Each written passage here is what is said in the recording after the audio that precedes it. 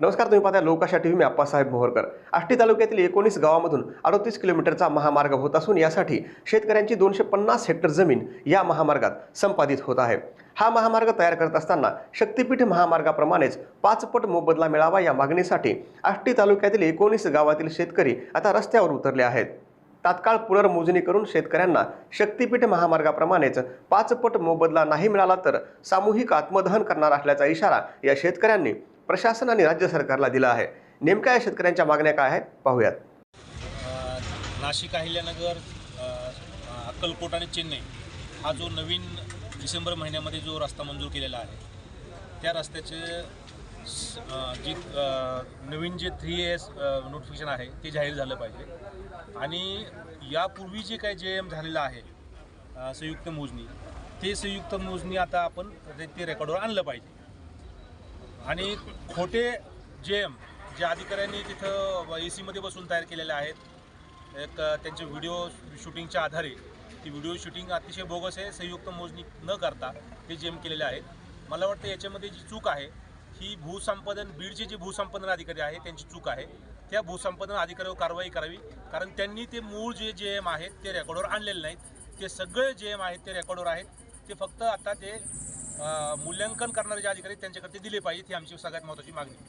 नाशिक चेन्नई जो महामार्ग बनतो आहे याच्यामध्ये आष्टी तालुक्यातील 19 गावातील 225 हेक्टर जमीन जी काही संपादित होणार आहे याच्या विरोधार्थ आष्टी तालुक्यातील महिला, पुरुष लहान बाळासकट या ठिकाणी सगळे पुरुष या ठिकाणी हजारो संख्येने उपस्थित झाले होते.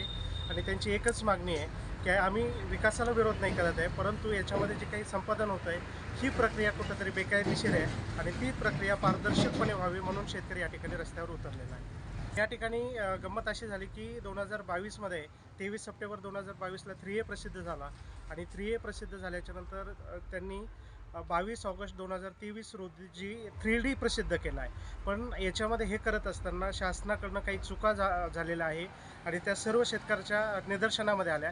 त्याच्यामध्ये पहिली चूक अशी झाली की 3A झाल्याच्या नंतर संयुक्त मोजणी होणं गरजेचं होतं आणि त्यानंतर 3D प्रसिद्ध होणं गरजेचं होतं, परंतु शासनाने या ठिकाणी 3D अगोदर प्रसिद्ध केला आणि संयुक्त मोजणीचे जे काही अहवाल आहेत ते 2024 आणि 2026मध्ये प्रसिद्ध केले. त्यामुळं शेतकऱ्यांना ही प्रक्रिया पूर्णपणे बेकायदेशीर वाटते. या ठिकाणी आष्टी तालुक्यामध्ये जे काही वेगवेगळे प्रकल्प चालू झालेले आहेत आणि याच्यामध्ये अनेक शेतकऱ्यांच्या जमिनी भूसंपादित झाल्या. उदाहरणार्थ जर पाहायचं म्हटलं तर आमच्याच गावामध्ये कुंभेफळमध्ये जो काही कुमठेफळ साठवण तलाव बनतो आहे, त्यानंतर रेल्वेचा झालेला आहे आणि आता सुरत चेन्नई महामार्ग आहे. आम्हाला जमिनी शिल्लक नाही राहिल्या आणि आमच्या उरलेल्या जमिनीला सोन्याचे भाव त्या ठिकाणी आलेले आहे.